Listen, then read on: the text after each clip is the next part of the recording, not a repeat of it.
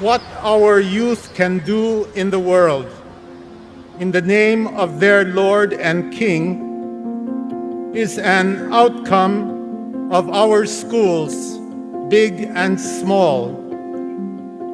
When the question is put to you, Catholic educators, administrators, professors, teachers, guidance counselors, campus ministers, librarians, lab technicians, can you sustain our schools, continue to form our youth in the joy and challenge of the gospel in today's world?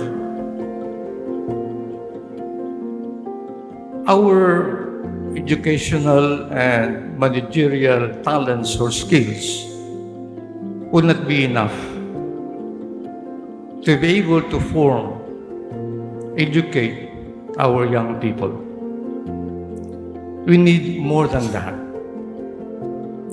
We need God's presence in ourselves as being entrusted with the care of His children, but also God's presence in our schools, Catholic as they are.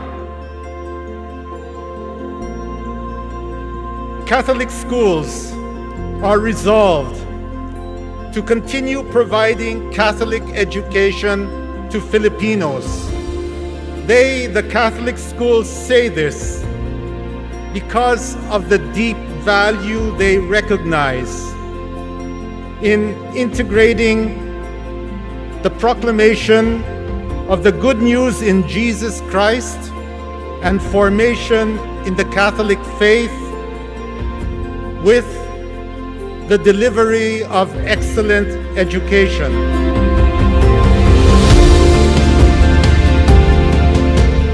As I accept the CAP presidency, I want to thank my colleagues in the CAP board who put their trust in me and elected me to be their leader. The real leadership is synodal in character. It is in walking together, not so much in agreeing with each other at all times, but in discerning the best pathways and positions through consultation, dialogue, and even debate, always bearing in mind the renewal of the Church. Yesterday, as soon as I entered the convention center, I felt invigorated, especially seeing colleagues learning once again. For us, to learn is to serve. Teaching and preaching is service. And we preach with our lives. Far away from here, I could be finding other reasons, but I need away from here, where we can finally make it, you and I. Far away from here. The Catholic School Heroes Award is a sweet song to my heart. Receiving this recognition is a great blessing to me. Today, I am overwhelmed with gladness that CAP, the association which I value so much, has been part of my life and which has been part of my life for more than 3 decades, has considered my simple work significant.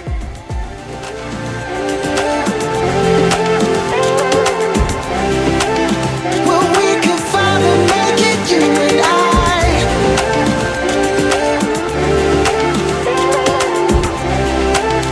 Well, we can finally make it, you and I. This recognition deepens the meaning of what I do and fires me with more passion for teaching, even at this stage. To our Heavenly Father, I offer my unending songs of praise and thanksgiving for all that I have and for all that I am. The 2019 CAP National Convention started with three objectives in mind: to provide a venue to listen to the young and understand the aspects of today's youth culture, to find pathways of accompanying and empowering the youth, to determine ways by which CAP can formulate creative responses and innovative solutions to the needs of the youth and society.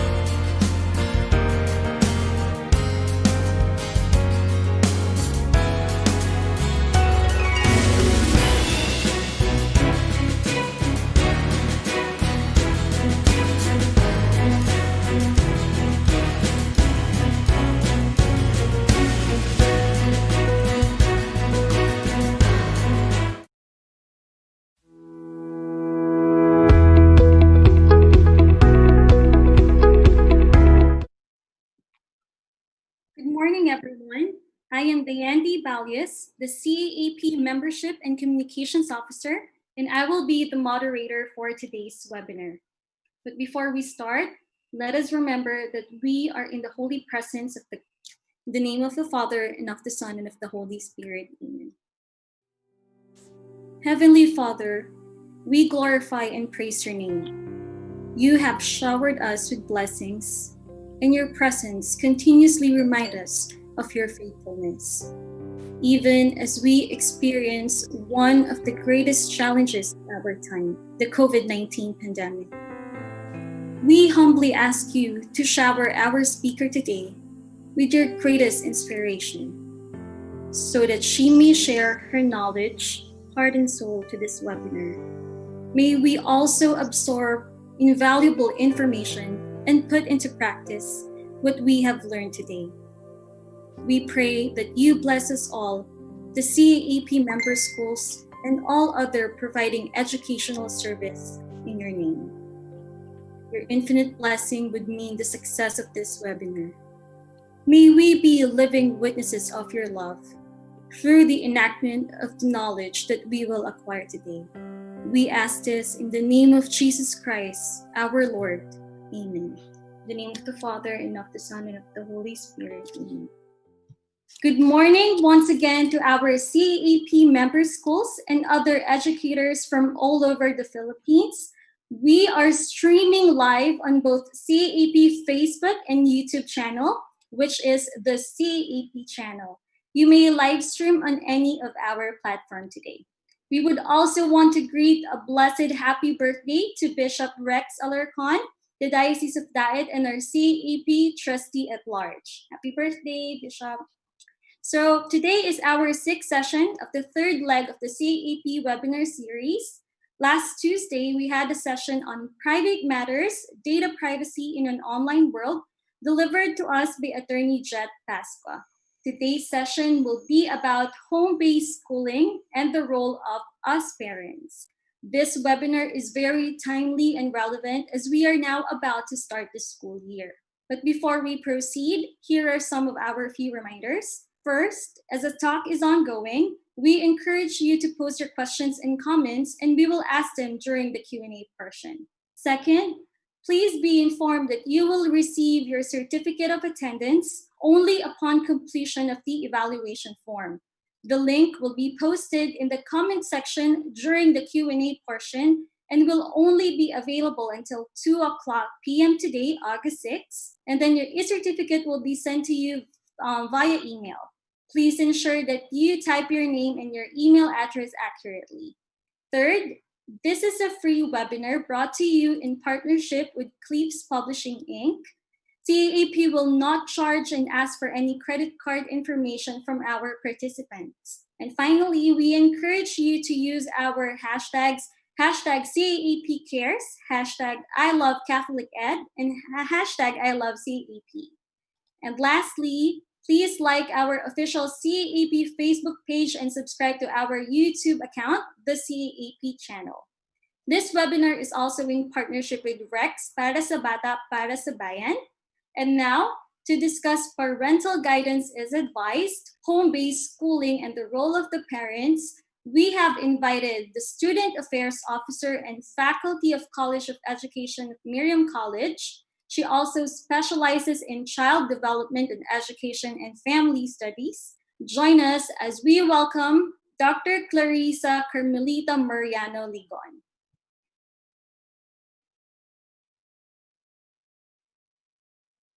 Morning, everyone. I am very happy to be here today to talk about parental guidance is advised, home-based schooling, and the role of the parents. We would often hear the term parental guidance is advised when we actually watch movies or shows. But nowadays, parental guidance is really needed now that we are in the new normal, especially in terms of the schooling of our children. So I am also known as Teacher Clar, and it is because aside from being a parent, yes, I have two boys. Both are in grade school already. One is in grade 6 officially, and the other one is in grade 2. I am also a teacher. Okay, I started my career in teaching as a preschool teacher in an inclusive school here in NCR, and was given also an opportunity to teach in the States. Then at this time, I was a grade school teacher. But then, as introduced a while ago, I am also a faculty from the College of Education, teaching students who would want to be teachers. So both of these two professions are very close to my heart. So that's being a parent, and then also the other one is teaching. So I'm sure you might be wondering, home-based schooling. Some of you might be asking, oh, is this homeschooling? Sayap is going to talk about homeschooling for today, but I'll go and talk about that later on. Let me leave you hanging for a moment because I want to start off with home-school partnership. In the next slide, you will see a definition of homeschool partnership. And it is defined as a genuine collaboration or genuine collaborative working relationship between families and school. And take note, this homeschool partnership has been existent not just now because we are in the new normal, but because this has been ongoing with families and school. And take note, it states here that both families and school should recognize a shared interest in and responsibility for children. So parents who are watching right now, I have a question for you. Are you aware that there is such thing as homeschool partnership? So maybe you can type your answer in the chat box so we can make this more participative. Is it a yes? Is it a no? And then maybe you can also share as parents, what are some of the ways wherein you were able to partner with the school of your children? Because it is good for us to look into homeschool partnership prior to the COVID-19. And in the next slide, you will see parent involvement in the Philippines. Let me share with you two. This is from the study of Bartolome, Namat, and Masnan in 2017. Are you aware that in the Philippines, we have the Parent Teacher Association or the PTA, and this is guided by the Department of Education Memorandum Number 74 Series of 1999. And what is this all about? This is actually to provide mechanisms to ensure proper coordination with the members of the community. And some of you parents who are watching right now might be part of this PTA. And with this, it's not just actually proper coordination with the other parents of the community of the school, but also PTA would host, some activities in partnership with the school. And then the other one in the study states Brigada Escuela. This is something that we hear or we see in the news. Some of you might have participated in this also, and it started in 1998 upon the implementation of RA 8525 or the Adopt a School program, which focuses on the beautification of the school. And usually this happens last 2 weeks of May before the classes would start by June. But let's look into the importance of homeschool partnership. I have been mentioning a while ago that this has been existent already. And why is this existent? How does this benefit us, parents and families? So in the next slide, I will share with you just a couple, and you will see, number one, this is a concern of parents. It's about the improvement of academic achievement. So research says, and if you have time to look into this, you would see across different groups that really academic achievement is present, when there is homeschool partnership. And when we say academic achievement, the students score better, they have higher grades when the parents are actually involved in the schooling of their children. Another one here states that there is a higher homework completion rate.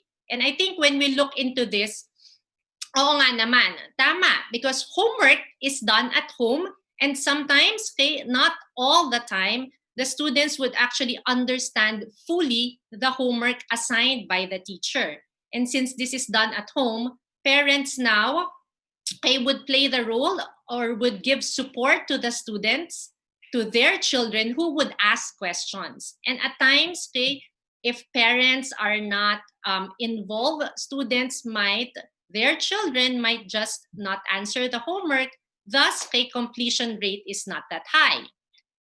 Another one is better attendance in school. Children are more motivated to go to school if their parents are more involved, okay?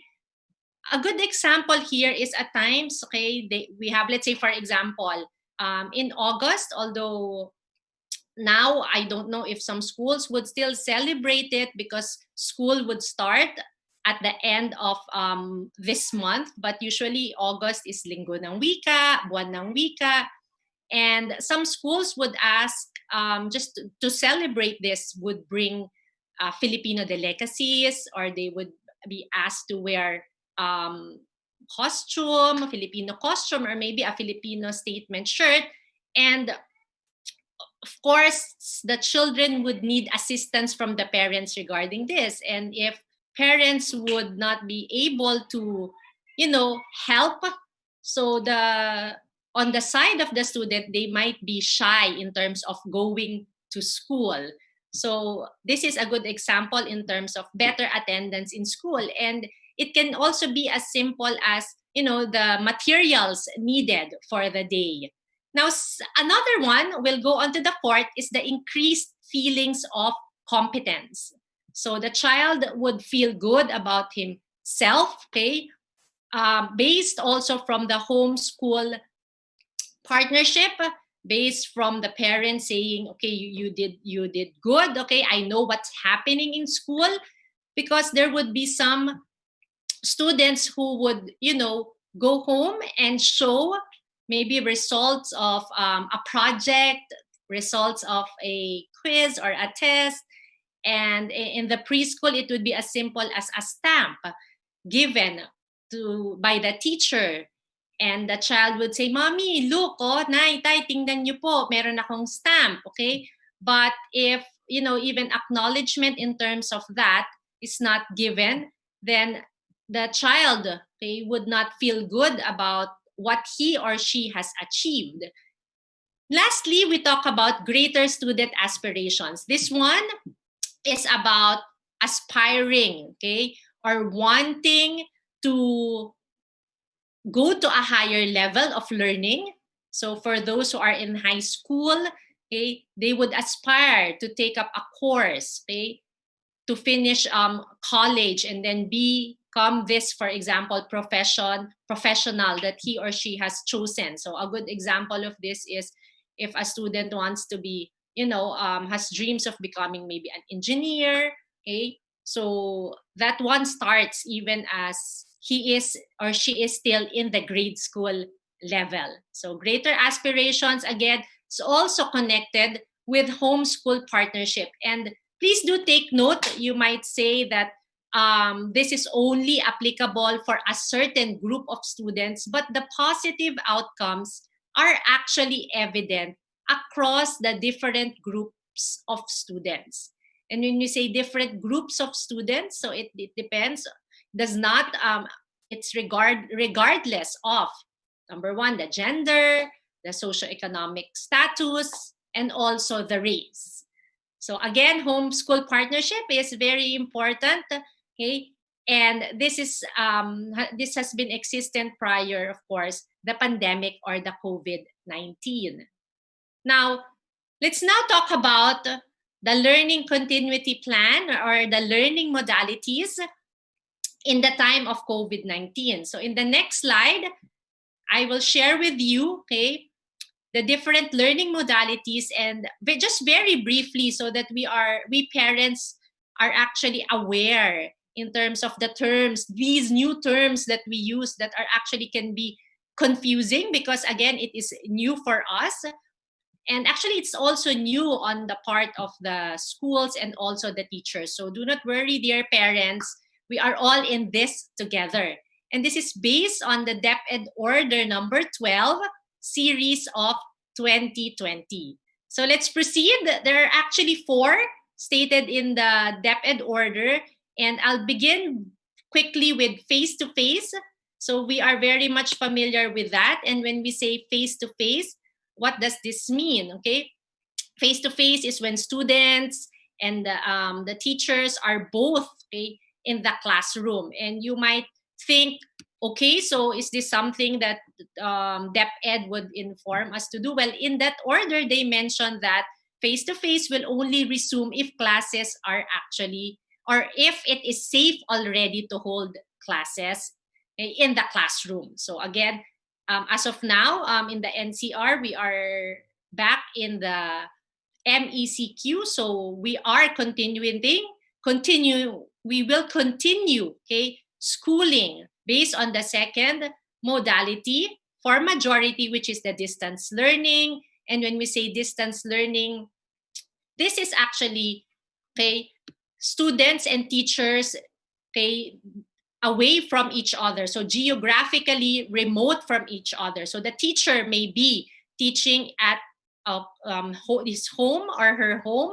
Okay, but also if safe already, the teacher can also use the facilities of the school. But then again, the students will be at the home, okay, so that they will be safe.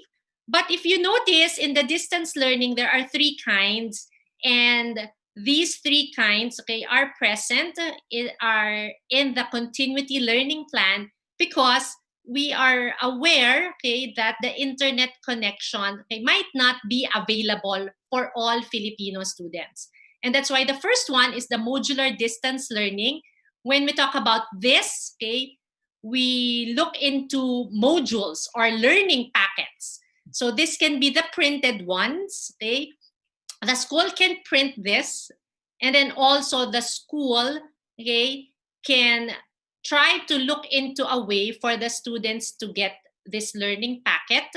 But also, okay, it can be in a form of a USB if the students, okay, have a device such as a laptop to use it, to be able to view it. Now, the second is online distance learning. This obviously needs internet connection. And in the online distance learning, it can be through this, okay, a live video call, or it can also, which we call synchronous or asynchronous, which would mean, okay, the students will be able to do their task, okay, by accessing online. And when we access it online, they do not have to do it all together. So that's the online distance learning. And then again, for those who are living, okay, students living quite far, wherein maybe the modules cannot be sent, okay, or delivered to, we now have the TV or radio-based instruction. So the lessons will be seen via the television or will be heard via the radio. Now, the third, which might take place, okay, once it is safe for the students, would be the blended learning. And it's the combination of 1 and 2. And if you ask me, and if it's safe already, I would hope that schools would do the blended learning, okay, first before, go fully back to face-to-face learning. Because, of course, students would need to get used to, okay, how it is to be in the classroom already. So the blended learning, again, is a combination of face-to-face. Maybe Tuesday, Thursday, the students will be in school. And then Monday, Wednesday, Friday, they will now be studying at home. And lastly, we now go to homeschooling. And this one, you might be asking, and I will go through that in briefly, is it the same as home-based schooling? So for homeschooling, this is, okay, to put it very clearly and very specific, it's actually the teacher, okay, will be the parents. So in the homeschooling, the parents will take the role of the teacher in planning lessons and also, of course, in teaching the lessons. So that's what homeschooling is about. So in the next slide, we'll go further side by side. We will look into homeschooling vis-a-vis home-based schooling. So what is the difference between the two? So as you can see, next slide, please. On the left side, okay, we have the definition in terms of who will facilitate, okay, the learning. And I also got this first bullet on the side of the homeschooling from DepEd order. And it is going to be facilitated by qualified parents or guardians who had relevant training. So there are now some institutions, okay, organizations who are actually providing homeschooling, and they do the training for that.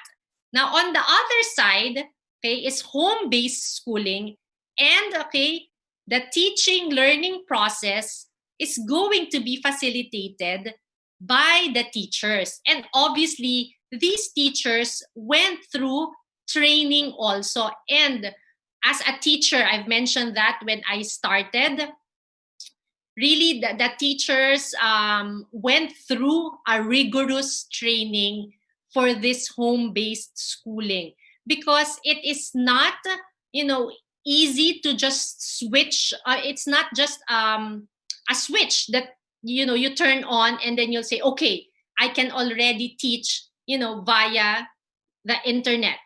So there are a lot of things that need to be learned and then also unlearned by the teachers.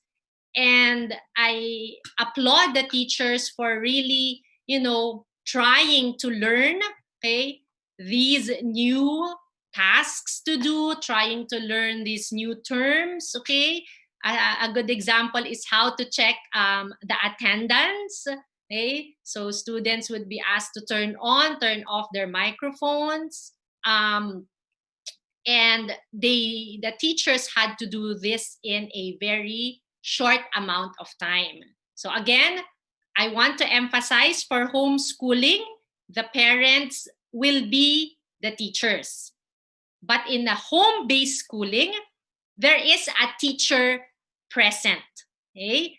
There is a teacher who will teach the students, but of course, in a different manner, such as via synchronous or asynchronous learning. Now, you might also look into, okay, in the second bullet under homeschooling, okay, the families would now educate according to their personal faith, philosophy, and values. But in the home-based schooling, so of course, the students will be educated according to the school's faith, philosophy, and values. And that's why, dear parents, I want you to take this into consideration very well, okay? When you choose a school, do not just choose a school because, okay, the school is very known already, or just because maybe a friend recommended it to you, or maybe because there is, a very prominent figure that who graduated from this school. And if I may share personally, okay, both of my boys are under home-based schooling, and it is because of the second bullet that I actually decided, okay, that they be enrolled, okay, in a school, because I have checked, okay, the school's faith, of course, it's a Catholic school, and then the philosophy and the values that they will teach even via home-based schooling. So I'm excited in terms of how the faith, okay, will be taught during this time, during their CLE classes, and also, of course, the formation sessions that they have. And for this one, I feel confident, okay, that my boys will continue to grow in faith because side by side, I, the parent, okay, will be able to, supplement, but teachers will be there, okay, and also guidance counselors will be there to guide them. So I have a partner for this one. And then now, lastly, in terms of the schedule, under homeschooling, learning schedules can be adjusted around family circumstances. And maybe some of you might remember back then when we talk about homeschooling, it is common, this is commonly, children who are working, let's say, for example, who are actors, would often enroll or would often be taught via homeschooling. And this is because of their hectic schedule. Now, in the home-based schooling, there will be a schedule that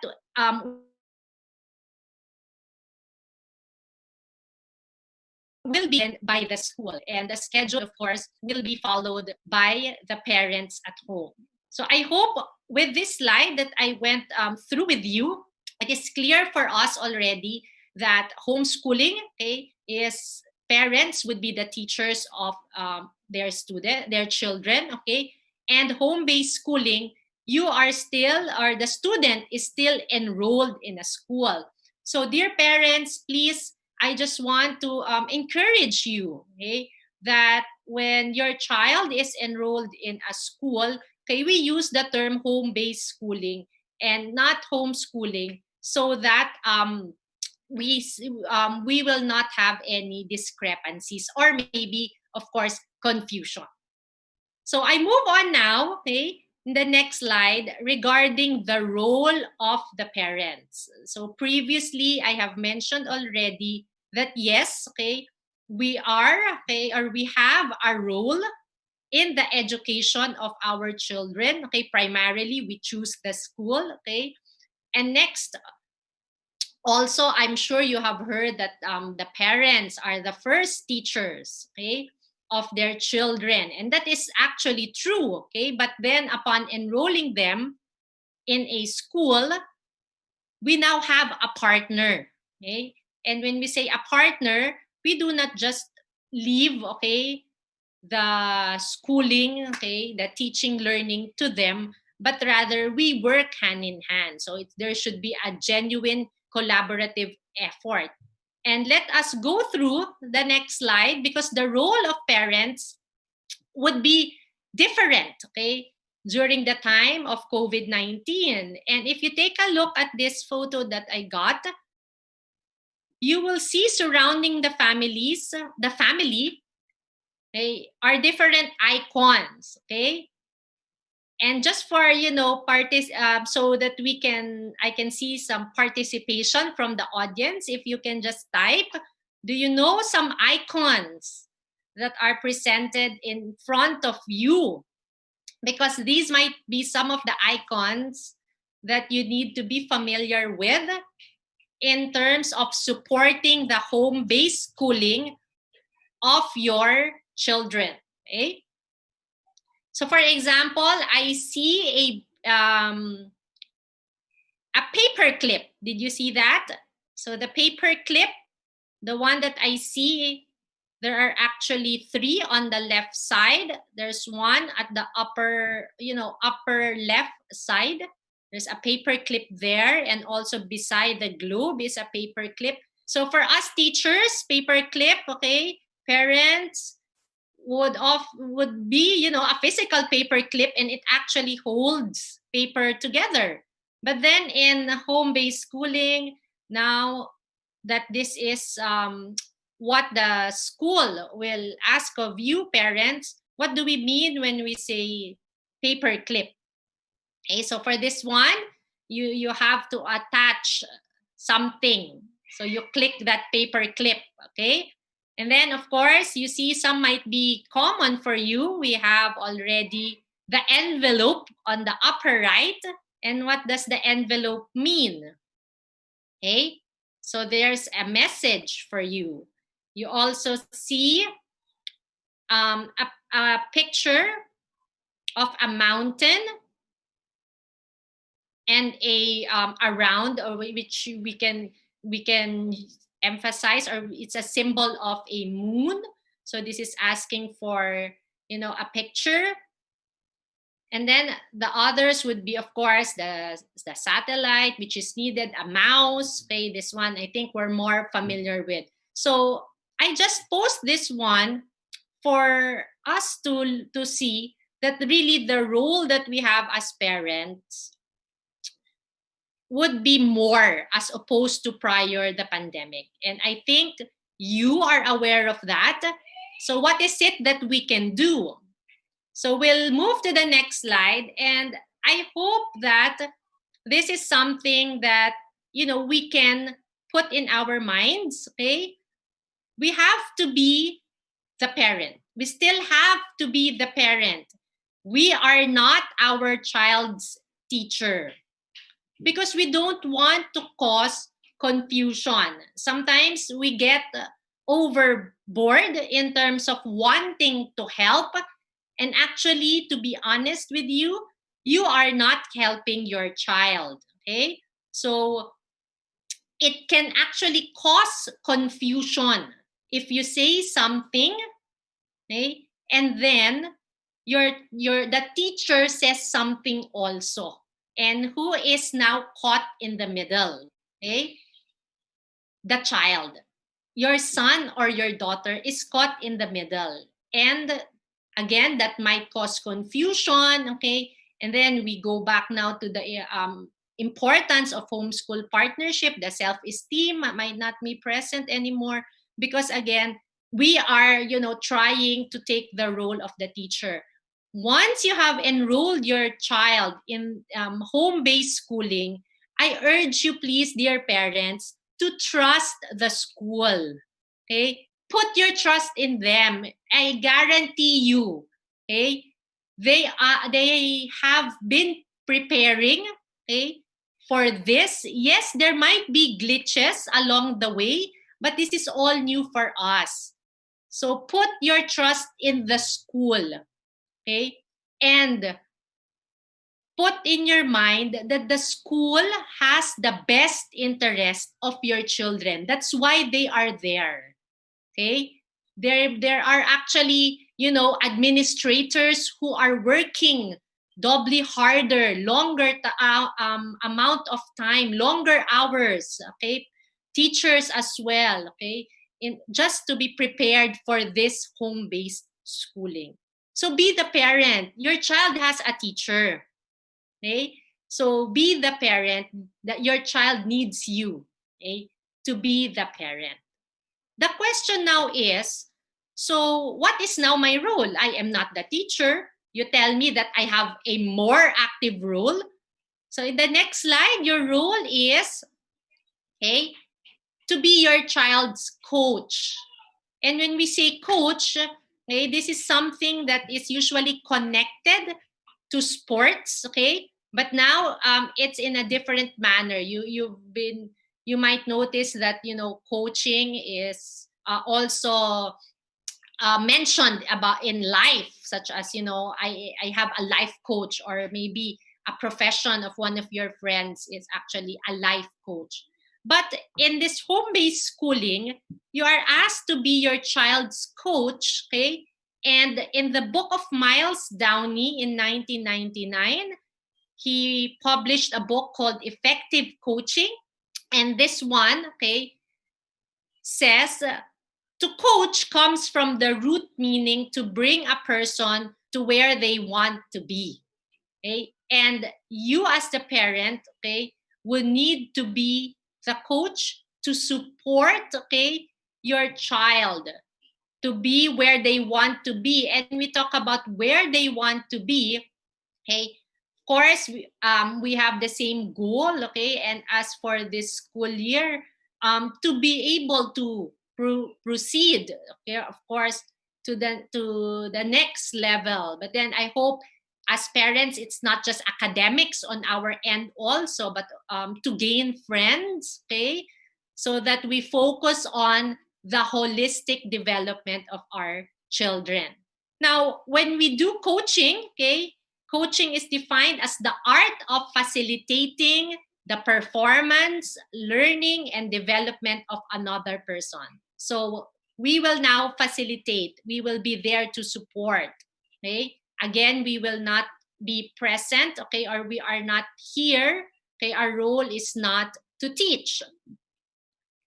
And I have created the ABCs of a parent coach. In the next slide, I have thought of this, okay, in order to help us, okay, in this new journey that we are all in together. So the ABCs of a parent coach, and for me, this is what I also apply, because again, this is also new to me. It's new to us that our children will do home-based schooling.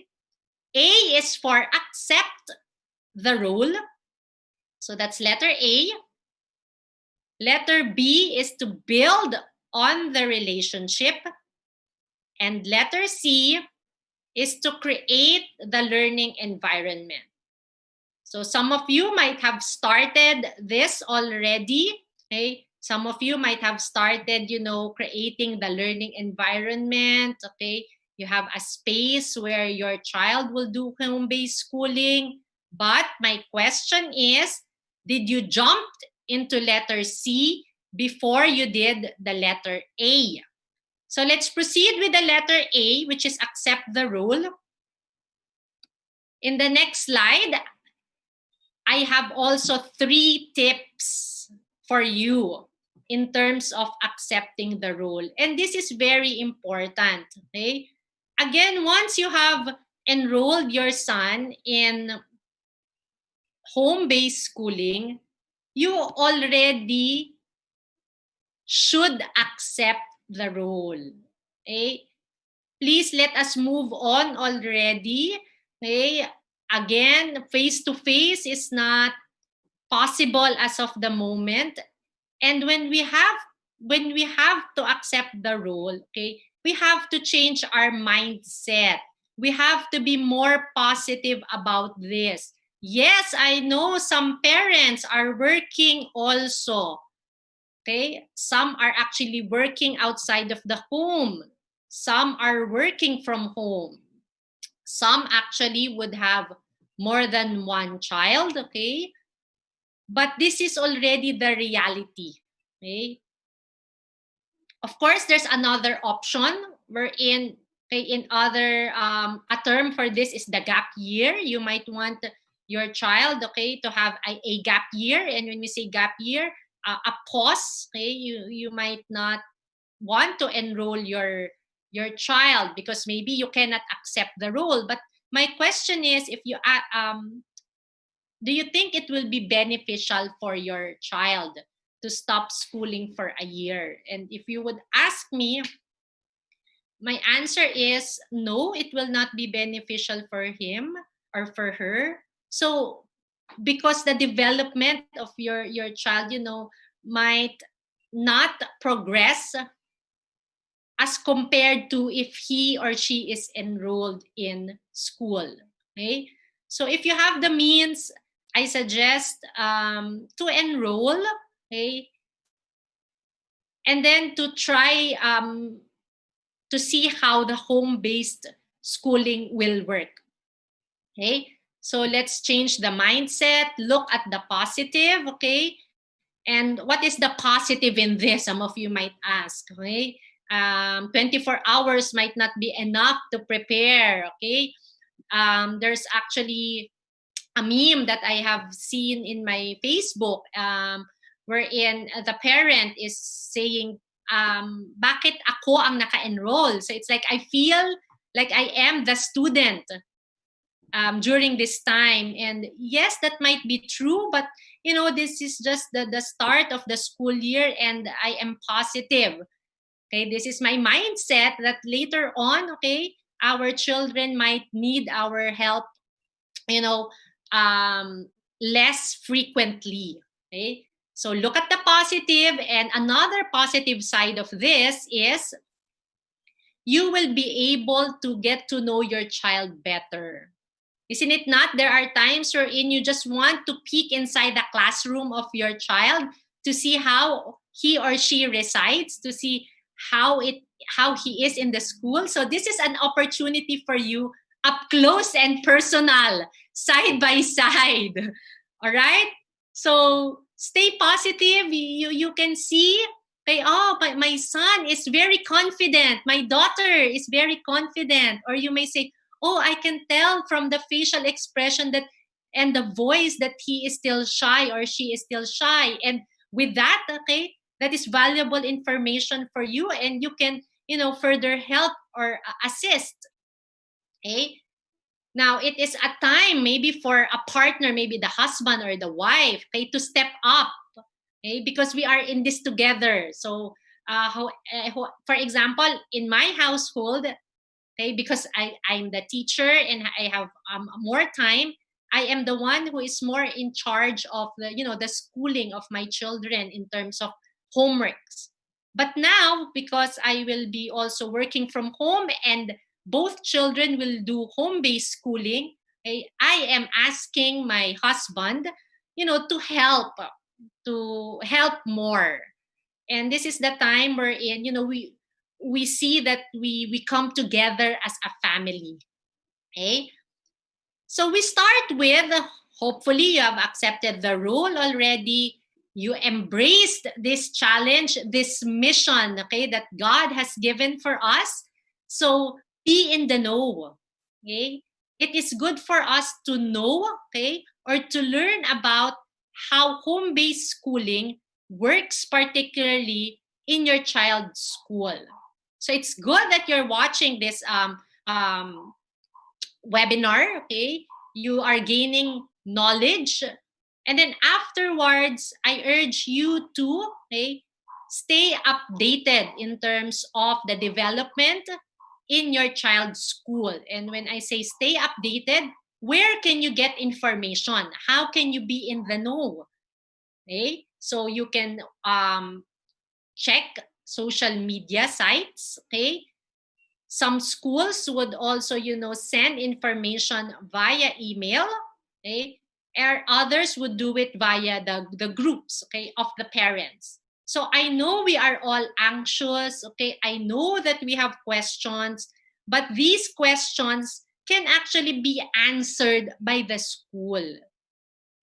And I'm sure they are there, okay, willing to explain to you or to answer your questions. So we ask them, okay? Because I think if we are armed with information, okay, we can, and maybe we will feel less anxious, okay? We will, feel a bit better. We feel that we are prepared for the role, okay? So be in the know. And the next, be in the another one, okay, for you to be in the know, okay, is to attend the parent orientation that will be given by the school of your child.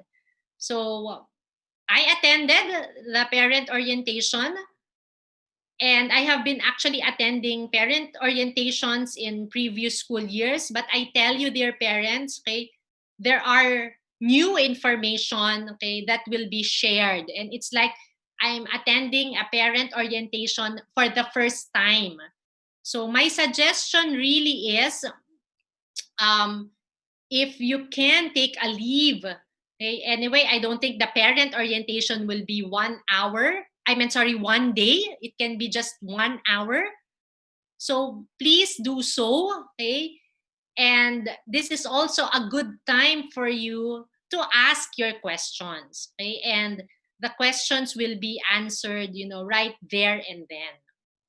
So that's my suggestion. First tip for you, once you have accepted the role, is to be in the know. And then now that you have these information, okay, now that the school will tell you, okay, perhaps there will be video calls during these days, okay? They told you already that these are, the gadgets, maybe specifications of gadgets that, would be needed. And I also know for a fact that the school kept in mind how much these gadgets would cost. Okay, so that's also one thing that they are looking into when they are, planning for sessions, lessons, or activities, wherein, not a sophisticated gadget is needed, because of course during this time of COVID-19, okay, parents might have, families might have experienced, some financial difficulties. So I move on to the next, and the next one is for us to know what will work in our family. Okay, so know what will work for you, for your family. Okay, and by this I mean find out what will work best on your family's current situation. So for example, okay, you found out, okay, that the video calls would be the same time for both of your children, if you have two children. So that means to say 2 gadgets would be needed. So take a look at, for example, what gadgets do you have as of the moment? Okay, is it a gadget that you may lend, for example, as a parent who is working from home during this time? Okay, so another question would be, so who can supervise during this time? So what I mean when we say what will work for you, as a family, we have to come together. Okay? We have to talk to each other, okay, in terms of the schedule. Okay? And it's good also to have your schedule, okay, as a working parent, if you are working, to be part of this schedule that you will create for the family. So there might be days, okay, or times wherein really you cannot assist because you will be in live calls. Or maybe there might be days wherein, you will be answering emails, and with, of course, the permission of your supervisor, you can attend, okay, the video call for 1 hour, okay, with, be beside your child, and then have a flexible working schedule. This is just a suggestion, for the others. Another one, okay, I got this question from a parent, is know what will work for our family. Okay, what if both of us are actually working, on site, so we will not be at home? So who can, support my child maybe in the first month as he or she is getting used to home-based learning? So a question that was posed also in connected with that is, should a tutor be possible? Now, my answer for this is, perhaps you can try to maximize first. Again, know what will work. Are there other family members that would be able to assist? Okay? Because of course, for safety reasons, we would want, okay, our family, our children, not to be exposed. So this is something that you would want to consider, because maybe, you are living maybe with a relative, okay, or maybe there is a cousin of your children who are working or who are staying with you, and the cousin is also, studying, okay, doing home-based schooling, and perhaps in the schedule of this cousin, he or she might be able to assist during, okay, the live session. So again, what I am pointing out during this time, know what will work, is actually a family effort, and try to see, okay, how we can make this work, how we can make home-based schooling work. And now if you see on the third, okay, I placed there, practice also self-care. So as a parent, this is new to us, okay? This is something that we are not used to, and it will also take effort, okay? Time on our end. And there's a saying that goes, you cannot pour from an empty cup. So you might be tired, okay? You might be overwhelmed. But these feelings, okay, if we don't take care of them, we might be able to pass these feelings, okay, or these negative feelings to our children. Okay? And with that, okay, I don't think that is actually going to help. And sometimes if we feel burdened or overwhelmed, we might say things negative about home-based schooling, such as, ano ba yan? Ang hirap naman ito, ang daming dagdag na trabaho, okay? But then it is just you who is sharing your opinion, okay? Who is just expressing how you are feeling. But let's take a look at the message that our child might receive during this time. So the child might think, okay, my schooling is actually giving additional, workload for my parents. And then eventually the message might be, I, the child, your son, your daughter, okay, is making you feel this way. And take note, okay, if I may just emphasize, our children, they would love to go to school. It is also something that they do not want if we put them in the picture, the home-based schooling. Okay? My boys started home-based schooling this week, okay? And as much as they were able to see familiar faces in the video session, they also feel the need to be able to see their classmates and hug them or say hello to them, and also their teachers and the comfort that a school gives, because again, it is true that it is their second home. So again, let's take into consideration that our children, okay, are also adjusting in this new normal. So we don't want them to feel that it's what you are feeling, the negative feelings that you have are actually because of them or because of the way they are being schooled as of the moment. So when I say practice self-care, you might be thinking, ano ba yan? I'm working from home already, or I'm working on-site, okay? And there's traffic already. And then when I get home, I have to do this. I have to check the online virtual classroom of my children. I don't have time for that. And my answer for you is please, please, please make time for it, dear parents. Okay? In a study that I was able to go to read, when we talk about practice self-care, you might think that this might be, going outside to get a massage, which is of course not permitted.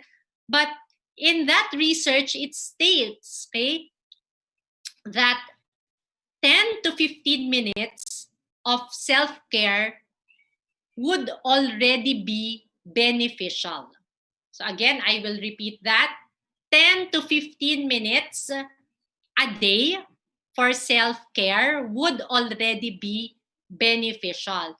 So I think in 24 hours, we deserve the 10 to 15 minutes of self-care.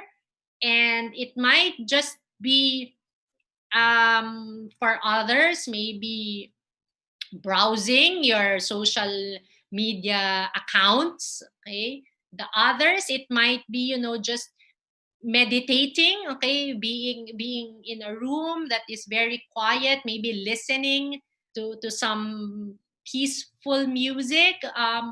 For me, there is a podcast that I listen to, okay, although I don't get to finish it. It's a very light podcast, and that for me is my self-care. Okay. And then a good way to also practice self-care is, to connect with the community. And when we say community, who is your community in the home-based schooling? So other parents, okay, in that are also, have their children enrolled in the school. And when we say connect, you get to share with them. So experiences. And sometimes in my community, we get to share how we feel. We laugh about it, okay? We give solutions, okay, to the concerns. And this is another way to also practice self-care. Because with this, okay, us parents can come out stronger. We can learn to adapt with this new, okay, challenge that we have. But this new challenge, if we want to look at it positively, okay, is actually unexpected, okay, but a shared challenge for us parents. So that is the A of my ABCs. We now go to letter B. Okay? My letter B is to build on the relationship. And when I say relationship, this can be two folds. It's the relationship between you and your child, okay? Or it can also be the family relationship. And it can also be the relationship between you and the school. And I'll start with that, okay? How can you build on the relationship between you and the school? So I've mentioned a while ago is that the school is your partner here, okay? The school is your partner, and hand in hand, both parties, okay, should be able to work together. So trust is important. Have trust in the school, okay? Their children, our children actually is at their best interest. But when we say trust, or when I say trust, it does not mean, okay, that we do not do our share, okay? During this time, because this is something new, our suggestions are very much valuable also. So during the start of the school year, okay, during the Scola Brevis, we can, give feedback. And I'm sure the school will welcome the feedback in terms of how to better, okay, the home-based schooling. So that's one. And then also make sure that you have two-way communication, okay? So going back to accepting the role, be in the know, okay? Do you know how you can communicate? What is the way for you to connect, okay, with the teacher? What is the process if you have questions? Back in the days, last school year, if we can just look into that, okay, it's so easy to connect with teacher. Why? Okay? During dismissal time, if we want to talk to teacher, okay, we pick up our child and then we ask. And sometimes if it's just, a concern that is not that much heavy, I'm sure teachers would feel this. I felt this also before. So a mommy would be there asking us questions, of course, and then, or the others would set a schedule. Some parents would do that, but now we cannot do it anymore. Okay, the teachers are at their homes, okay, as of the moment, okay, or if they will now be allowed, to work in school because of maybe perhaps better internet connection, we will not be allowed to enter the vicinity because we are, visitors. And as much as possible, we want to practice safe distancing. So how can you communicate? What is the best way? Okay, and then if I may just share, on the part of the school, when parents would communicate, I hope also that there is a system that we will be able to give, immediate feedback.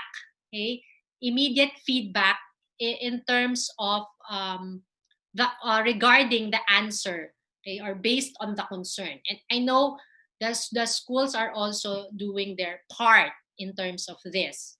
So communicate, give feedback, okay, work together. That's how you would be able to build trust with each other, trust each other. That's how you would be able to build on the relationship, okay, with the school. But then let's talk about, of course, as parents, because this is our role, which is to be the parent.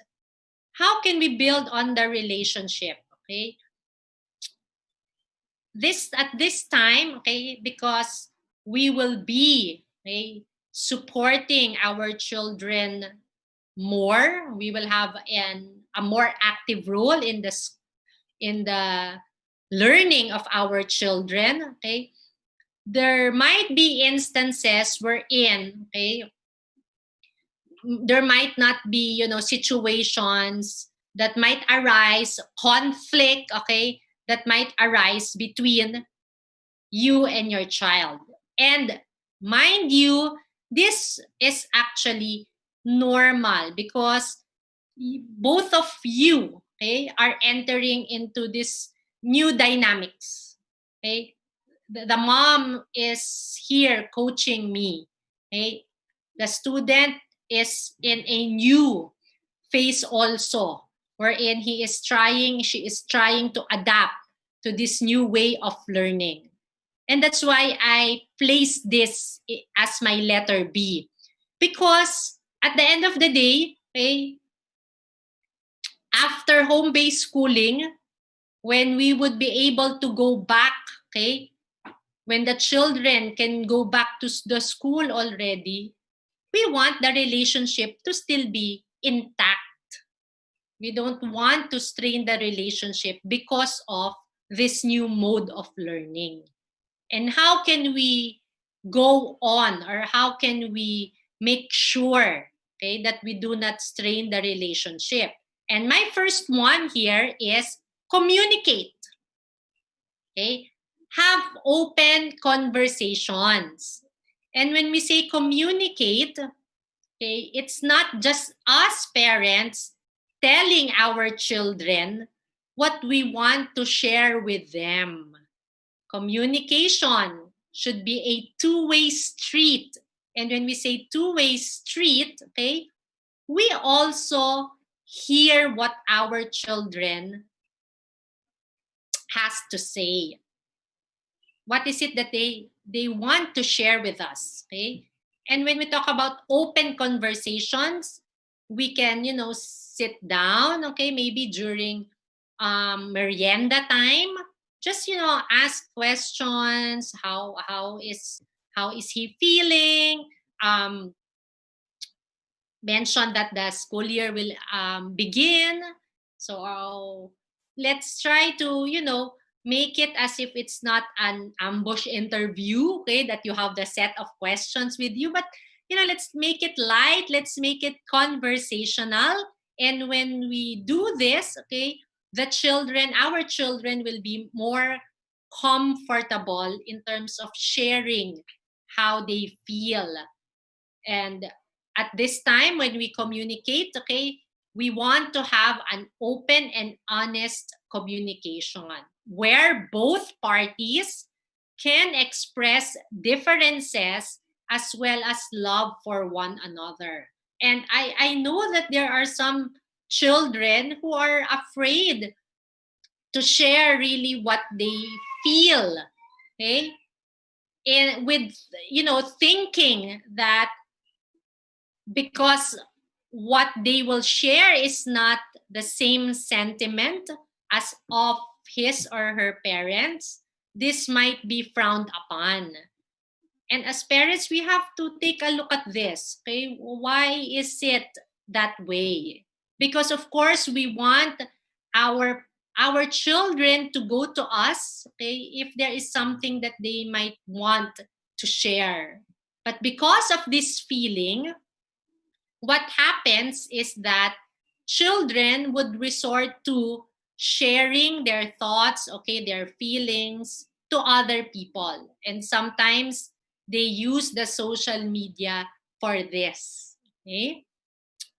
So again, it is good, okay, that when differences are shared, okay, sometimes when we have, I know it can be just a natural reaction on our end as parents, that if our child says something that parang hindi ata tama yun, okay, our non-verbal cues, okay, can say a lot.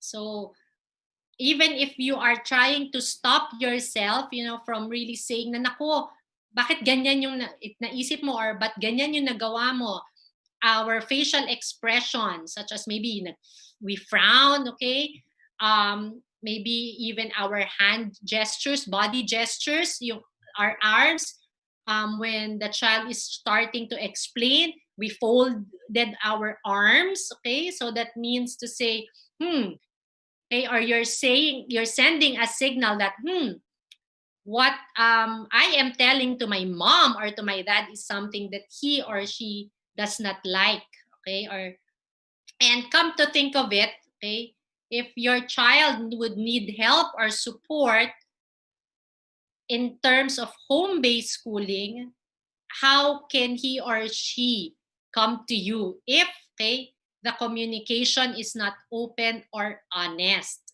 Okay? A good example is a teacher posted, for example, a task that has to be done via the virtual classroom. Maybe the child, okay, did not get to fully understand the task.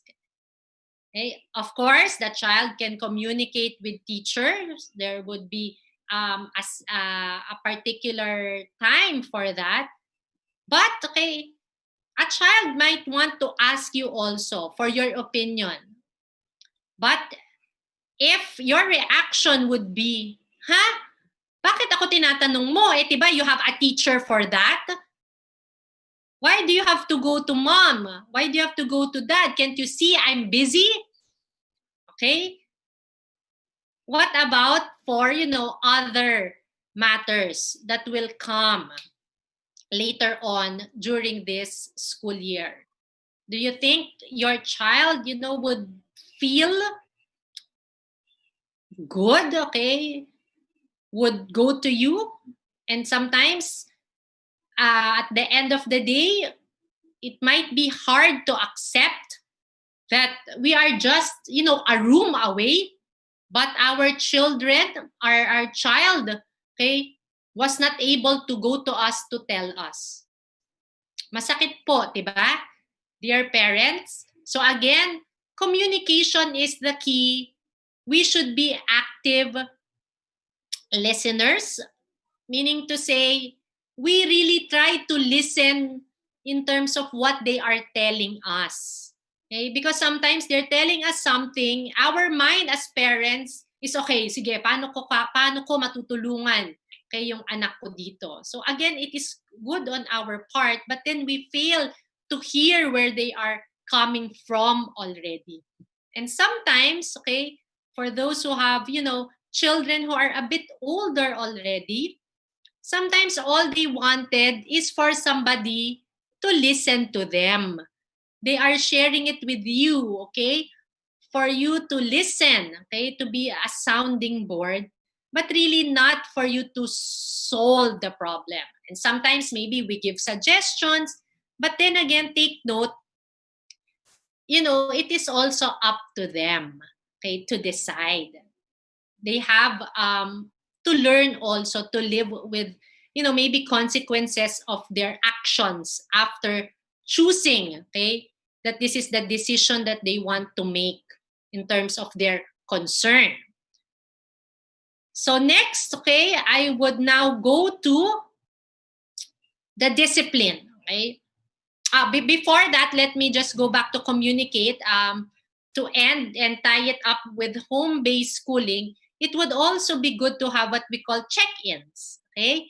In school, teachers would have check-ins, but also for us, we might want to have check-ins also. So during the start of our home-based schooling on our end, for those who are, working from home, home-based work,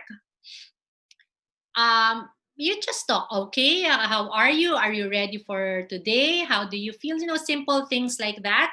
And then the check-in also can be done after, okay, after the school.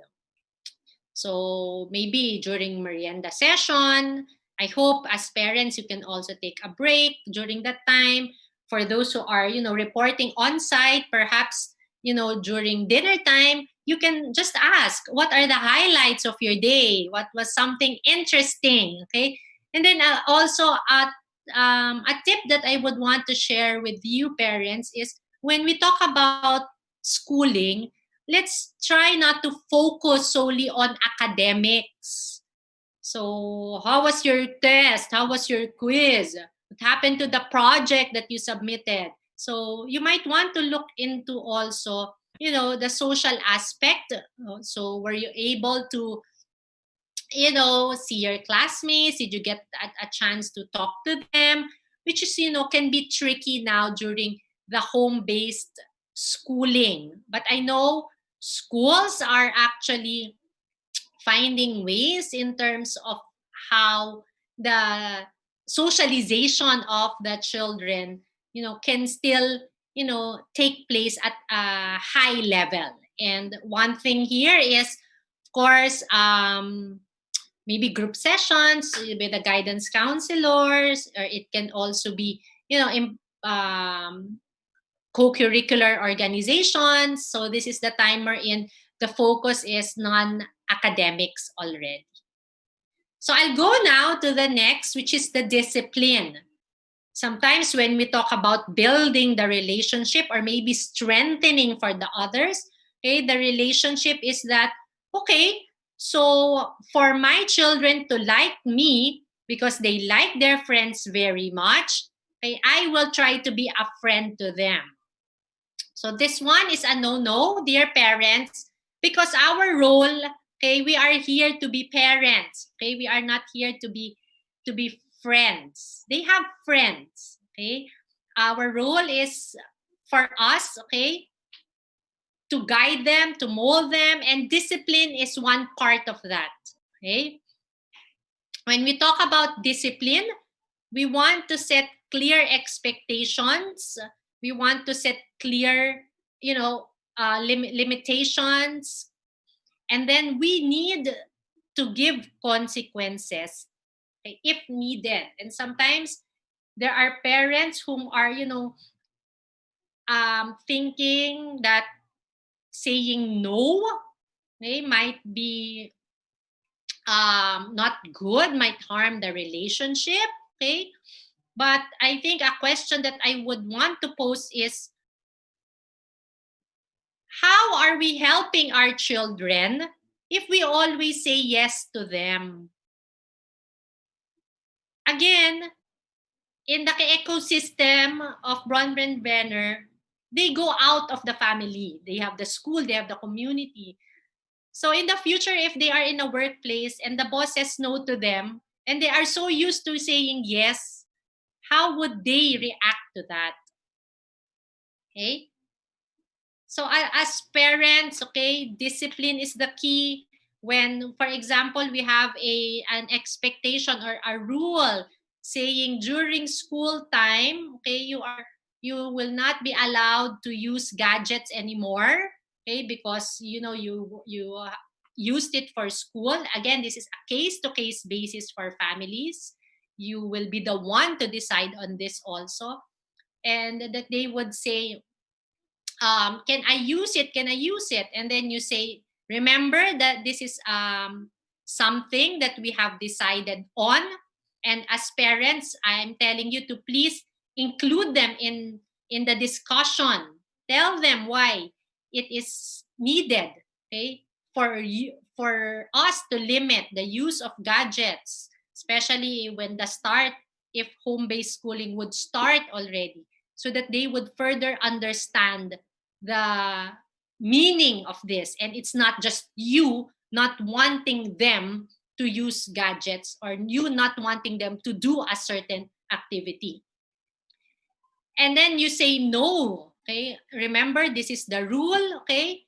But then again, your child would start saying, please, can I just do this because please anyway. And then, okay, there are parents who would give in. Okay, so what will happen next time when that is being asked again? Then that time you will not give in, so that the child will be confused. So be consistent with this also. Okay, and if the consequence is needed, you should be able to give, okay, so that the lesson will be learned. Okay, so that's discipline for you again as parents. This has to be in place. Okay, in school, this is in place also. And at times, of course, as a teacher, I have this experience wherein, okay, the children, okay, the students in the classroom, okay, would not respond positively in terms of discipline because they were not used to, okay, getting this at home. So again, to build on the relationship, this is important also. Okay? The children would know their limits. The children would also know their boundaries. And that is your role as parents. You need to be able to discuss it with them. And then lastly, for building on the relationship, I have here, so I added here, is for us to bond. Okay? And when we say bond, okay, have family activities that are not connected to school. Okay? We still try to continue the things that we do prior, okay, to the COVID-19. Because sometimes conversations would just, focus on school, and because we are getting too much, okay, maybe involved or attached to this, and may perhaps discussion during dinner time would just be about the schooling. And it would be good if we still connect as, family members, okay, separated from the child being a student and also you being the coach.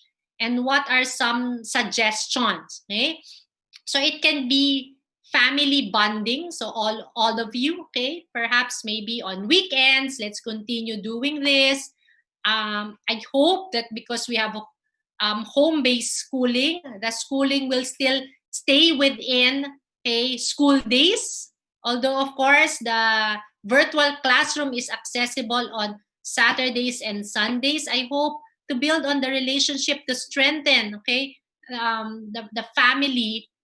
We make these bonding days so we can, watch movies. This time, sometimes this can be tricky also if the age gap of your, children are quite far from each other. But then aside from bonding, okay, as a family, you can also do this, individually with a certain child. And this is also important, okay, in terms of getting to know your particular child, your son or your daughter. So both of you, just the two of you, okay, can do bonding activities based on the interest, okay, of hopefully both of you would be able to find, same interest. And what is nice with this, okay, the result of this can be getting to know your child better, which you can also use when you assist, when you support, when you coach him in the home-based learning. And what do I mean about that? Okay? There might be instances wherein the lesson, okay, is something that your child was not able to fully comprehend. And this also happens, okay, during face-to-face learning. And what you can do is to, try to give supplementary, maybe an activity or to explain it further. But then because of the bonding activity that you did with your child, you got to know him better and you were able to check that, I think my son is more, is able to focus better if, okay, I would use more pictures, because during the bonding time, I noticed that he particularly pays attention, okay, to the pictures when we were playing board games. So that is something that you can help, some information that you can use to help in terms of assisting your child with his school. Okay.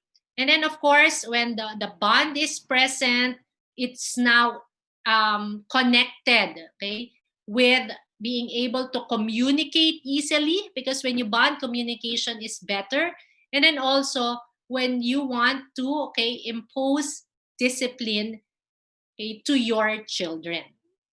So that's what I mean now about letter B, build on the relationship. So we now move on to the last, okay? And my last, because it's A, B, C, C is to create the learning environment. And just like what I mentioned a while ago, this is something that some parents, have started already. I have seen parents, purchasing tables, purchasing chairs already, of course, the gadgets, all the materials needed. And I agree, I applaud you. This is another way also to support our children. But let's take a look at, okay, how can we fully, okay, maximize, okay, the learning environment so that it is conducive for our children. So first of all is to set up a designated space for learning, okay? So allot a learning space that is, if possible, okay, free from distraction. You notice I placed here learning space and I did not even put, okay, room. Because again, we have to be realistic. We go back to accepting the role and knowing what works for you as a family. I cannot really tell you if you have two children, is it good that they be in the separate room? Okay, is it better if they are in both in one room? The good question actually is, do you actually have these rooms available? Okay. Now, if you have, then let's take a look at also the capabilities of your children to engage in home-based learning. In my case, if I may share with you personally, okay, my boys would have classes in separate rooms, and that is only because, okay, my son, who is in grade 6, is a bit independent already. So after couple of days of doing Schola Brevis, he didn't need my help. So I think that is okay. Okay. And I have and he knows what to do in case he needs help. He knows where to find me. But for my other son, okay, because he needs more support, then he is, at first I wanted him to be in his room. But because I'm also working from home, it is now more feasible, workable, if he stays where I am also working. So that is our setup. However, okay, there are also some setups wherein both children are in one room. And this is applicable also if, of course, for example, both would need your support. So it might be difficult for you to be hopping from one room to another. Now some might say, oh, that's okay because you have these rooms available for you. Okay? And some would say, in our place, okay, we don't have the room. And again, I go back. I'm talking about learning space. Pwede po yan. Even in the dining room, we can use it as a learning space. Okay? Granting that, okay, that area is now free from disruption during the time of learning. So what does that mean?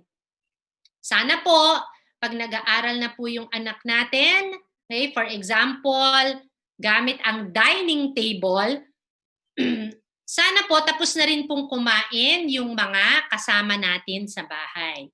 So again, it's an effort, a family effort. So everybody should be able, to eat breakfast earlier prior to the live video call that will happen. So pwede naman siya.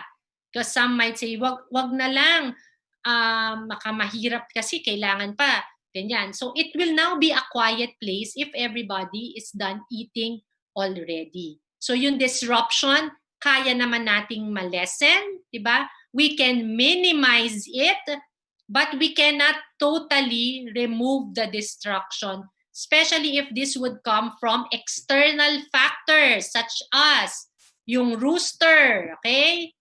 Yung manok ng kapitbahay na tumitilaok, even in video calls, webinars such as this, I'm grateful as of now that, the rooster, hindi pa po siya tumitilaok, pero baka po mabanggit ko, so possible din po na marinig natin yan. Okay, but I think in this new normal, it's an accepted fact na may mga kasama tayong roosters, minsan mga aso po, kung kailan talaga live na ang call, dun pa rin po siya sasali. So it's accepted. I think as parents, if that happens, kalma lang po tayo. Minsan maririnig nyo si teacher, meron din po siyang mga friends. Okay? On my end, if it's 12 o'clock, so you might be able to hear the bell of our church, which is nearby my house. So ang mga distractions na lang po, I think that we can, look into are the distractions that we can minimize. So in the learning space, yun nga po, if it's in the dining room, we remove, areas such as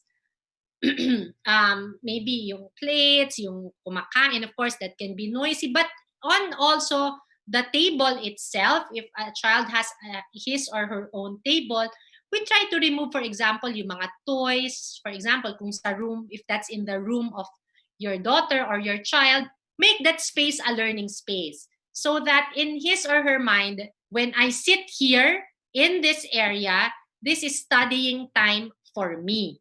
So perhaps ang play area can be another part of the room, maybe on another side. So sometimes we are excited as parents, we put decorations. So I think motivation, maybe one quote, But take note, when school starts, dadami na po yung mga notes dyan, the schedule, the reminders. So let's try to minimize. I know that's one way for us to support them. Baka may family picture pa po tayo, malaki yung pinaka-picture ni mommy or ni daddy. So I think maybe let's try to look into what is necessary. Maybe pictures of their favorite cartoon characters, that one that is not needed, we can remove it. Even small things that they might try to get and use, diba? That can cause distraction also. And then in the designated place, we don't want our children to feel too comfortable. So ang ibig po sa atin sabihin, too comfortable is not okay. Then you might ask, bakit? Of course, we want our children to be comfortable. Home-based learning na nga, tapos hindi pa comfortable. When I say too comfortable, we don't want it too relaxing. Come to think of it, what kind of chairs or tables do our children use in the school? Hindi naman po siya yung super fully padded, na meron pa tayong mga pillows at the back and all. Actually, one thing I've heard, meron pang mga neck warmers, ganyan. Naku, baka hindi na po yun kailangan. Our children have actually been going to school using a chair, armchair for the others. So take a look at just, a small table for them to, and they can manage. They were able to manage. So I think that one is something that we really don't want to look into that much, because the children can manage. They're very resilient. Baka tayo lang po yung masyadong nag-overthink about this.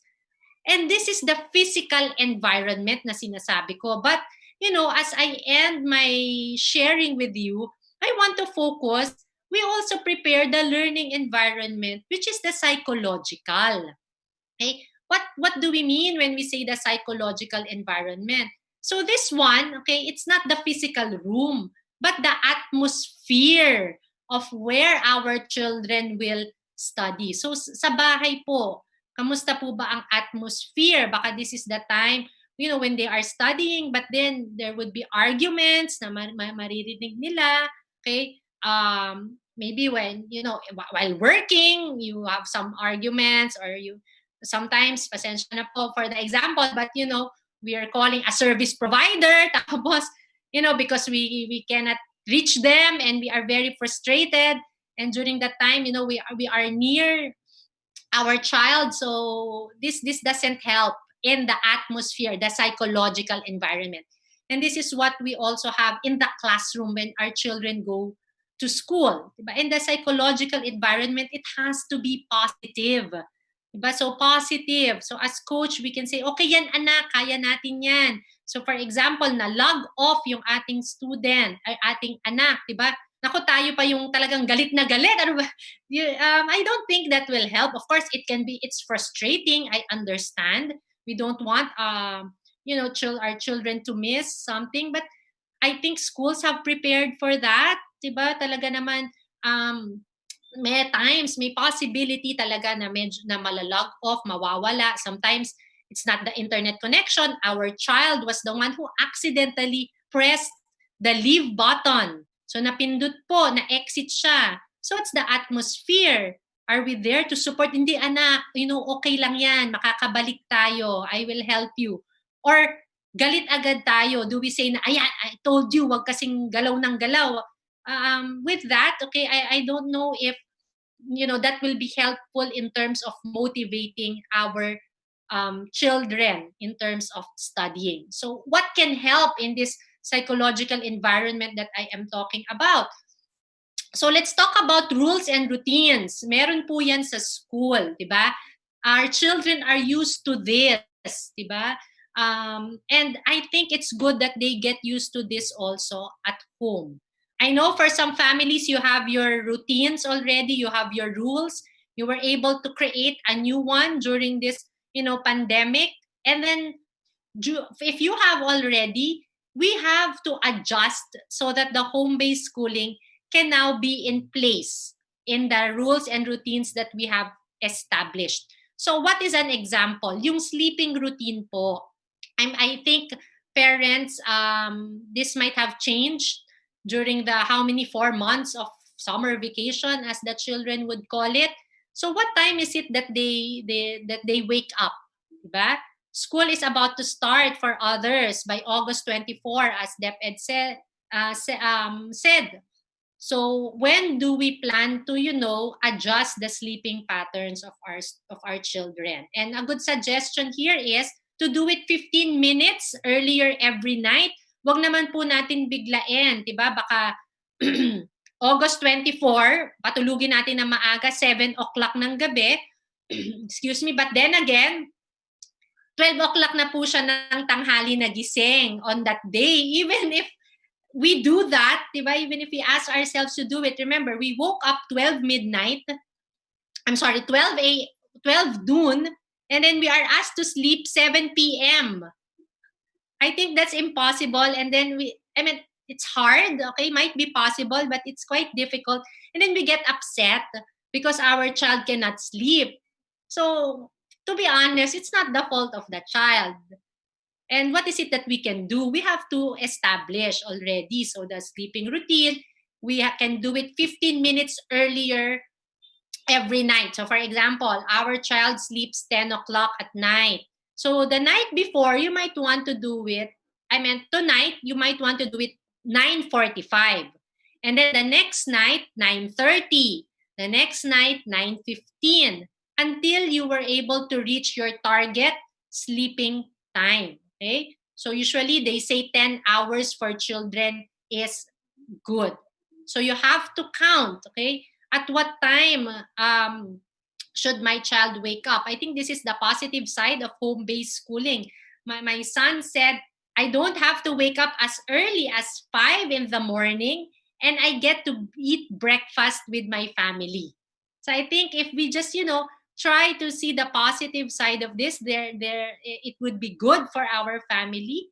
And then it's up to you also. How many hours should you have to wake up your children in order to prepare for the start of the class? Okay, and then a good tip would be to log in if there is a synchronous session video call at least 15 minutes ahead of time. So if you have some concerns, okay, you would be able to manage, because again, we don't want, to panic if we log in 1 minute ahead of the session, okay, that time given. So that's one way, okay, yung sleeping schedule. What about the routine, okay, sa school in terms of preparing? Okay, so of course, breakfast is needed. Okay, after breakfast, brush teeth, get dressed. So these things you have to, okay, go through our children. We have to go through this with them. Remember, 4 months ata po silang nakapajamas. Tama po ba? Because again, they are not allowed to go out, and even until now. So kudos to the parents who, still were able to keep the routine that pag wake up, you have to change your clothes or take a bath agad. But now, that's something that they have to do. And it's something that they need to get used to also. So perhaps maybe a week before, you can tell them, and you can actually do it already. But you can ask them to, okay, let's go through this, the materials that are ready. So things like that. And then also I wanted to say that we have to be consistent to ensure that the smooth learning would take place. So consistency. If we started asking our children to sleep, 15 minutes earlier already, I hope, okay, after 3 nights, we don't go back and allow them to sleep around 10:30, 11. Because that means we are also back, okay, to square one. Some of you might ask, what about weekends? What is the take on this? So it's also not advisable to allow our children to sleep very, very late during the weekends, because again, by Monday, they have to wake up early. So maybe just an hour later than usual, okay, for their sleeping time. And for the online safety, this is something that I will add in the rules and the routines.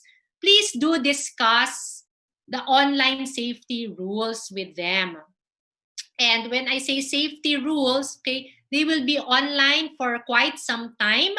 And we have to talk about the limits, such as do not chat with strangers, such as do not give personal information. And I also, I'm sure that the school will do this as well. Now, lastly, for the create the learning environment is for them, part of the psychological environment is for them to know that there is a support system. Of course, school will have that, but of course, here at home. So who should they call if they have, problems? Some clarifications needed for the activities given by the teacher online, maybe disconnection problems.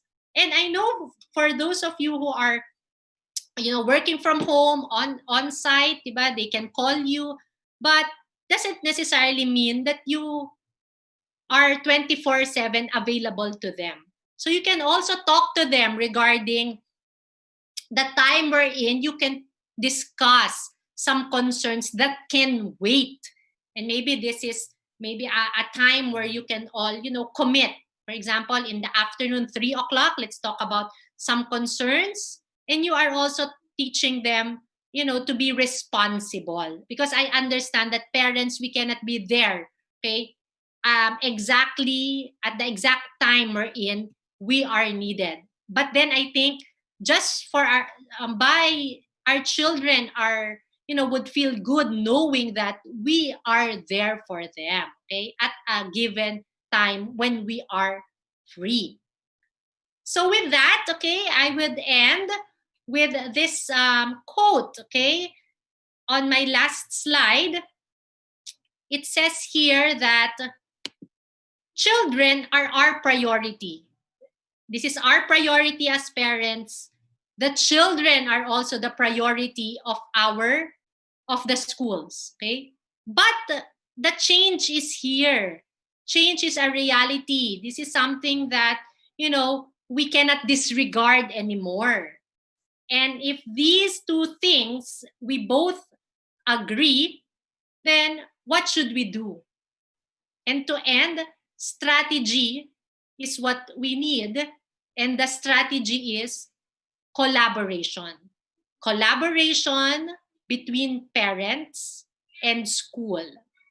And with that, I hope I was able to share with you, okay, the role of the parents in home-based schooling, and also some practical tips that you can use as we begin this school year 2020-2021.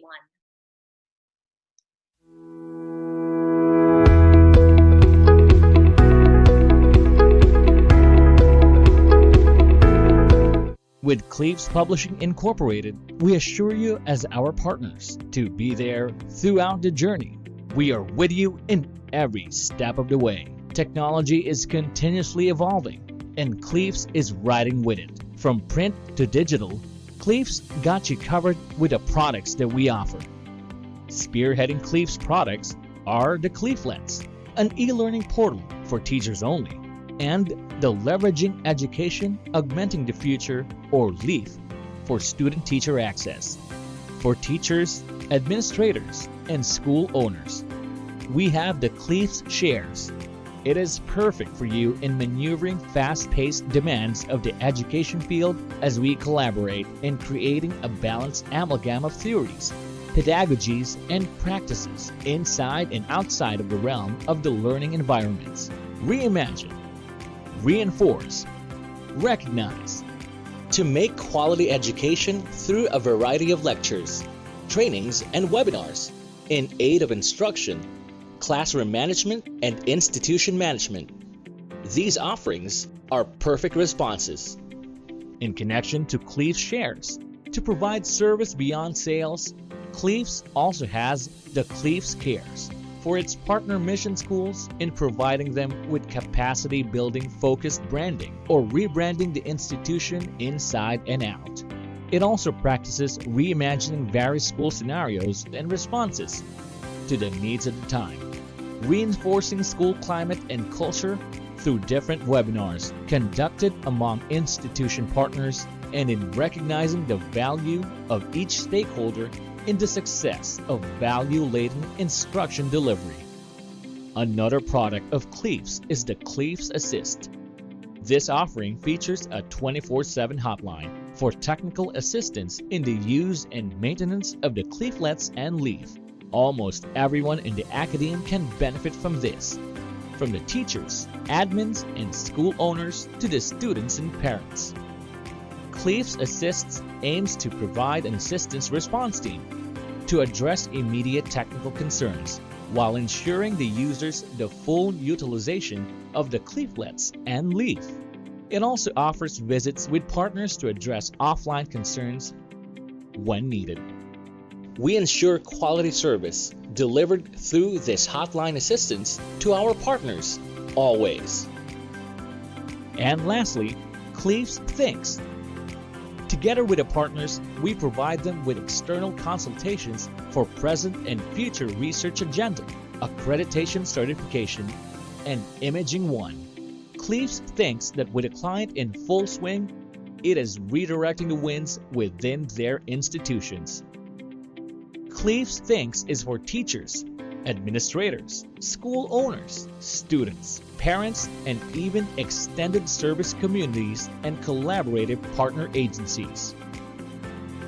Through innovative designs, proactive responses, and reconfigured goals, established institutions are on the verge of the fourth going to the fifth industrial revolution. Strong definitive vision is what's needed in remaining relevant and competent in this world.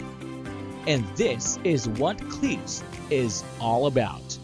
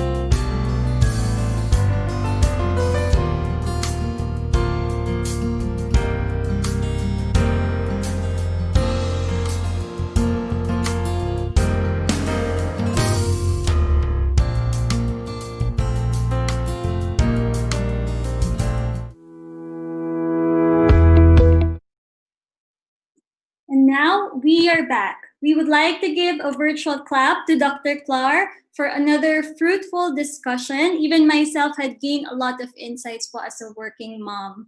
And as we start our Q&A, you may start posting your questions and comments below. We are monitoring questions on both Facebook and the YouTube accounts. And please be reminded that the link to the evaluation form will only be available until 2:00 p.m. today. And for those requesting a copy of the material used for this webinar, it will be uploaded and ready for download at www.caap.org.ph. We would also like to acknowledge the members of the CAP board who are watching with us today. Good morning, Father E. King. So he commented, "Thank you, Dr. Ligon. Relevant insights." Thank you very much for watching po. So let's start. So most of the comments po are affirmations and gratitude messages for you. So let's read some. First is from Miss Eden Lugo. "Sometimes it's difficult to draw the line being the child's mother and teacher. So thank you for reminding us." And then we also have a comment from YouTube. It's Sister Zenny Domingo. "Thank you for the tips, Dr. Clar. I hope we will be able to help our parents to positively accept the reality of the now." And welcome po, sister. And another one, "Very much appreciated, dear speaker. I learned many ideas with your discussion. This is a great challenge for us parents, but you enlighten us with some tips on how to deal with homeschooling." That's from Miss Grace. Okay, so moving on to the questions, Paul. This is actually, we received like one or two questions regarding this. So the first question is, how can a parent coach her child if the parent herself or himself do not know how to read and write, and they live in a remote area? Yes. Actually, I've been getting questions about this already. Previously as well, because of course we are aware that there are parents who cannot read and write, but this should not stop parents from helping. There are other means to communicate. So remember, under the build the relationship, I started with building the relationship, okay, with the partner, which is the school, and parents can still communicate via phone calls, okay, with the teachers. And of course, because again, we are partners, okay, in this new normal, in this home-based learning, teachers also can give varied ways to help the parent in terms of assisting. And sometimes it can be, of course, this is an extra effort also on the part of the teachers. But taking this vocation, this mission, we really do the extra mile for students, okay, such as in this situation, and other follow-ups or activities may be given. Sometimes I know some teachers, they are the ones who are already communicating directly with the student. But then again, I would also maybe want to raise this challenge to the schools, okay, who would have parents who are non-readers, no read or no write. Maybe we can also empower them, by giving them sessions in terms of, allowing them to at least improve, okay, or start building literacy skills. Because it's not knowledge in terms of writing and reading, okay, will not just be used to help the student, okay, the child, but it can also, be used in other matters, which can empower the whole family as well. Now, in terms of living in a remote area, I don't know if you remember, during the start of my talk, I've mentioned, varied ways that the school, can reach the parents. So again, important part here is the relationship, the collaboration, okay? The parents, okay, if wanting to enroll the child in home-based schooling, should inform Okay? Let us be honest as parents. Sometimes nahihiya rin po kasi tayong sabihin yung situation natin, di ba? Such as, for example, remote area. Okay? Such another example might be internet connection. Because, schools would have plans for this. Meron po silang mga protocols if a student falls under this criteria. And for this one nga, remote learning. So communication, and then from this, okay, proper channels of communication, and then things will be looked into, and this case will be addressed. Thank you, Dr. Claire. Well, yes, I also want to share po, even me, since I have a live webinar today, the teacher of my son po even extended the deadline. So after lunch po, for the activity. Actually, thank you for sharing that, Miss Dianne. I want the parents to know that, the schools are really here to understand also the situation. So it's just a matter of us communicating. The teachers would understand because this is not the normal situation we're in. We prepare our children the night before. Okay, we bring them to school. They ride the school bus, and then things are okay already when we leave them there. And I think it's good also as parents if we also give the same understanding. Of course, I know sometimes as a teacher, I feel for them when the internet connection is not working on their side. It's something that the teachers do not want to happen. But of course, it happens. It challenges them. But the next day, they go back. So it's both ways. So I hope that, let's try to cheer on each other, both the school and, of course, the parents. Because hand in hand, okay, we are in this, again, for the children.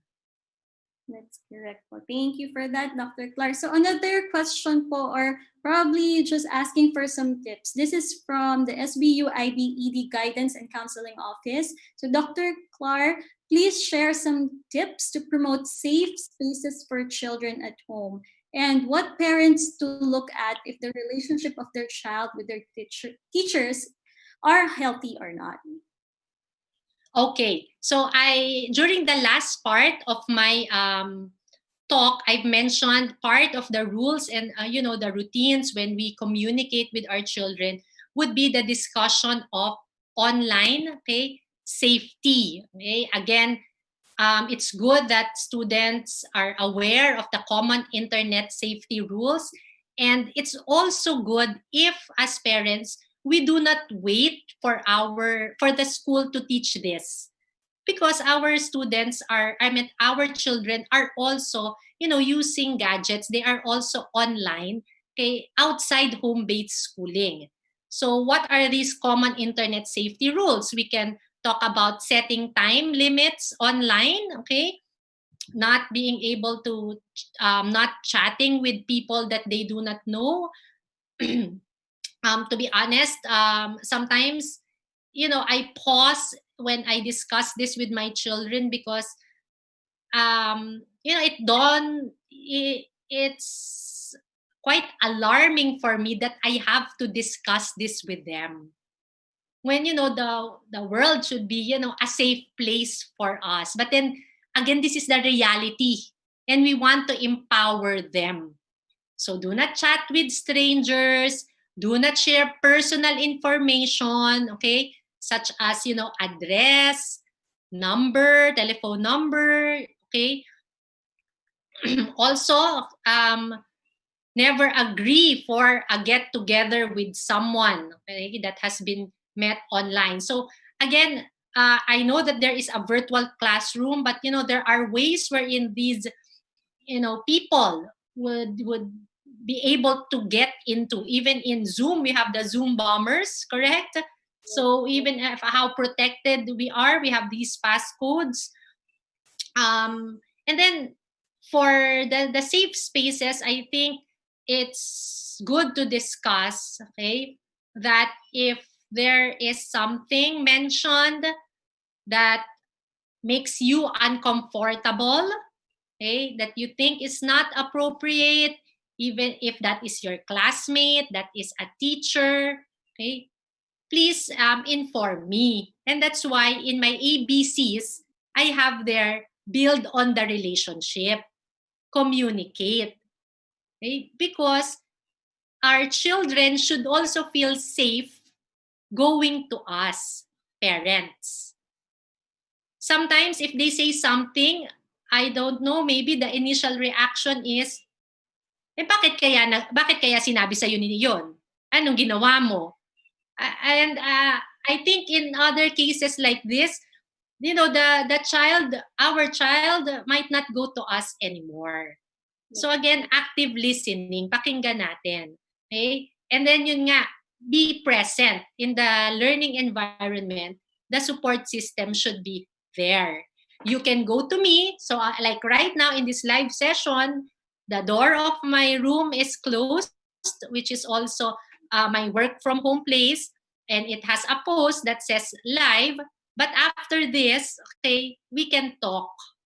And I always make sure that the room of where I am working is open, because it's also a signal that, I am here available for you even if mom is working from home. Thank you so much for that, Dr. Clark. Well, we are actually down in our last 3 minutes. I just want to ask for your final message to all of the parents who are watching with us right now. Yes. So dear parents, this is something that I would want to share with you. Okay. Again, I am also a working parent, a teacher for that matter. So I also would have online classes. I have, 2 boys who are with me. If I may share personal information, my husband works on site also. So that means my situation is not perfect for home-based schooling, but I am staying positive, okay? And I urge you to stay positive.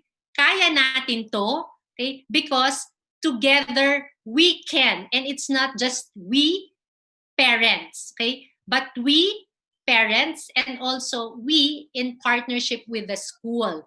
So let us continue to embrace the challenge as schools have embraced the challenge also, to give the best quality education for our children. Continue to have open conversations, not only with our children, but also with the school, so that this home-based schooling, school year 2020-2021, will be a unique school year, okay, for our children, a unique experience for us parents, and an experience that, when we look back, can bring, smiles on our faces, because not because it's smooth sailing, but because it has bonded us, okay, family. It made us better parents for our children.